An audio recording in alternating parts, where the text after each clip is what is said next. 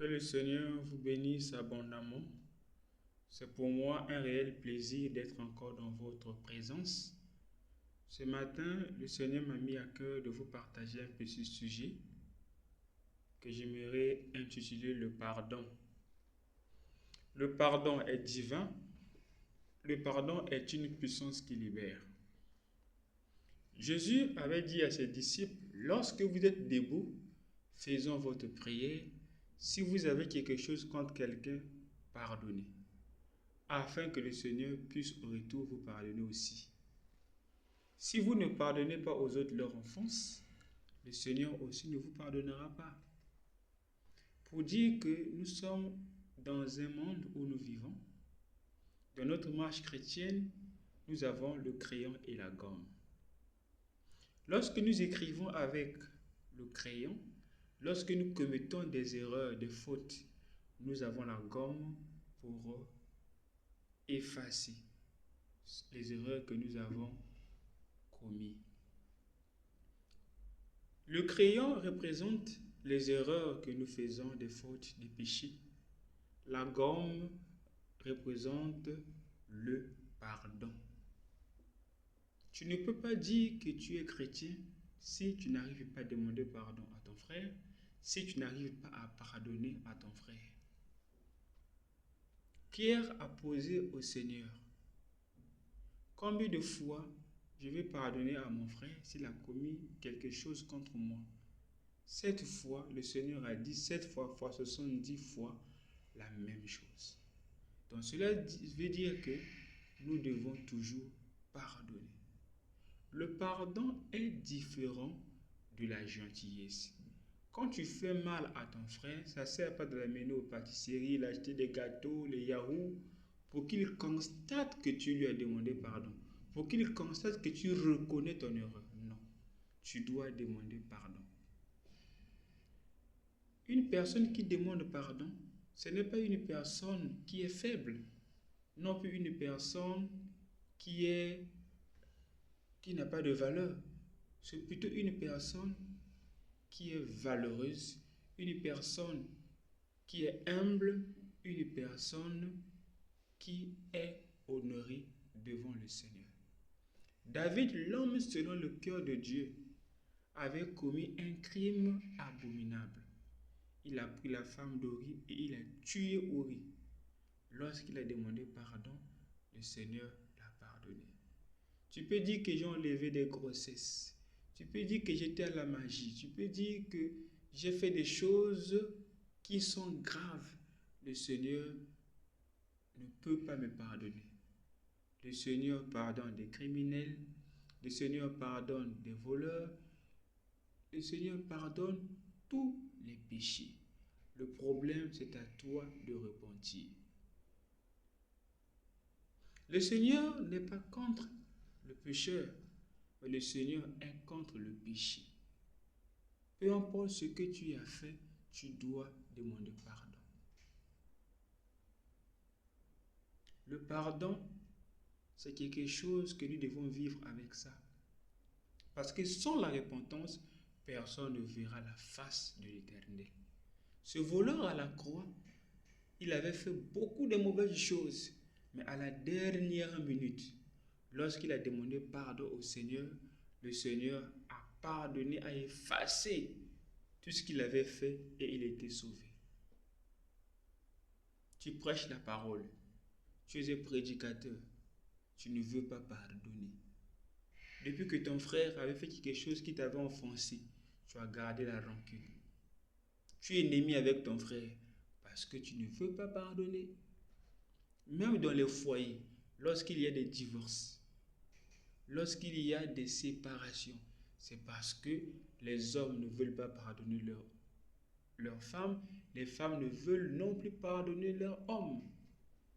C'est ça le problème. On a posé la question à Jésus. Moïse avait permis de donner la lettre de divorce. Jésus leur a répondu, c'est parce que les gens avaient un cœur dur de ne pas pardonner à leurs femmes. Et il a dit, au commencement, il n'était pas ainsi. Le pardon est très capital.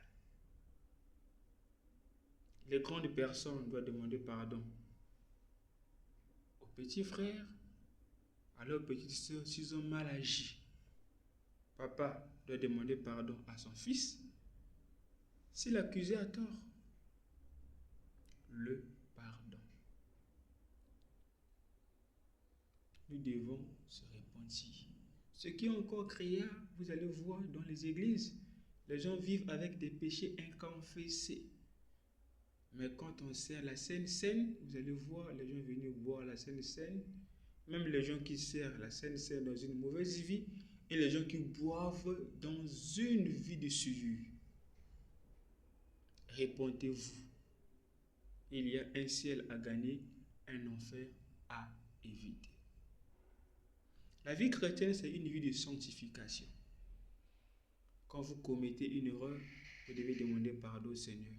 Quand tu commets envers ton frère, avant d'abord d'aller demander pardon à Dieu, tu dois d'abord demander pardon à ton frère. Et ensuite, si ton frère te pardonne, Dieu aussi te pardonne.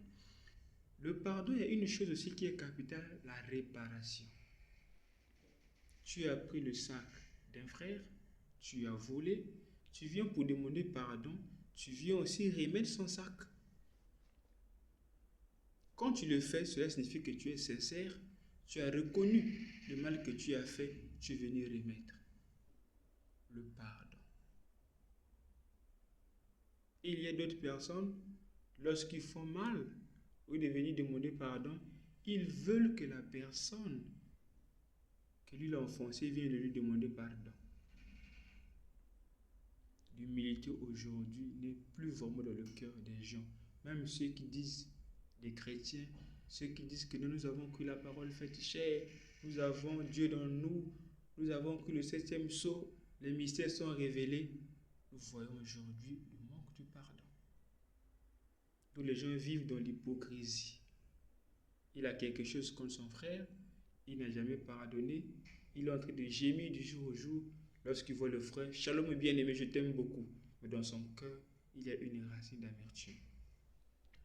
Le pardon. Nous devons pardonner. Et lorsqu'on pardonne, on ne parle plus de ça.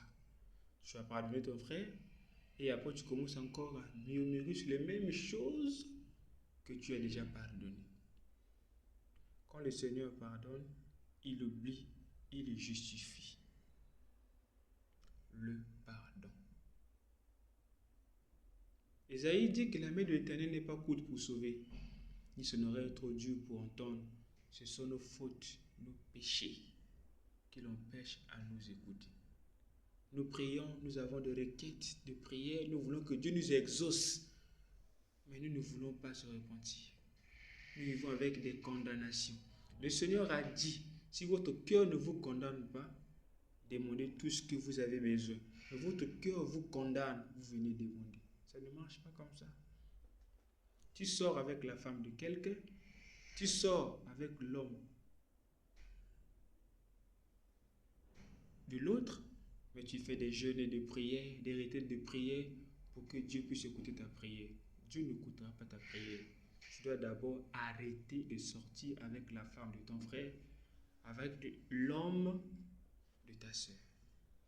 La repentance. Jean-Baptiste, lorsqu'il est venu, avant de présenter les gens le Messie, il a commencé d'abord à prêcher la repentance pour que le cœur des gens soit préparé. Les gens puissent se repentir pour recevoir le Seigneur. Nous disons que non, nous attendons la seconde venue. Nous serons enlevés. Nous serons enlevés comment? Alors que nous avons encore des péchés inconfessés. Jésus ne viendra pas enlever une personne qui vit de la souillure. Il ne viendra pas enlever une personne qui vit et sans demander pardon. Il viendra enlever les gens qui craignent Dieu, qui se repentent, les gens qui s'attachent au Seigneur. Nous cherchons le Saint-Esprit. Comment nous allons recevoir le Saint-Esprit si nous avons des péchés inconfessés?